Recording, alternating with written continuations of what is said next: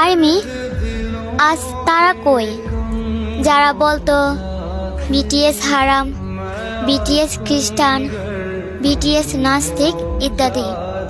তাদেরকে বলি, আমাদের বিটিএস মেম্বাররা যখন সৌদি আরব কনসার্ট করতে গিয়েছিল তখন জিমিনের মাইকটি ছিল গোল্ডেন কালার, আর আমাদের ইসলামে ছেলেদের জন্য স্বর্ণ হারাম। তাই জিমিন সেই জিনিসটাকে রুমাল দিয়ে ঢেকে ফেলে, আর আজ সেখানে গোল্ডেন কালার স্টিচ হয়ে নেগেটিভ পোশাক পরে উড়াধুরা নাচ চলতেছে, আমাদের নবীর রাষ্ট্রকে অসম্মান করতেছে। তো এগুলো কি এখন হালাল?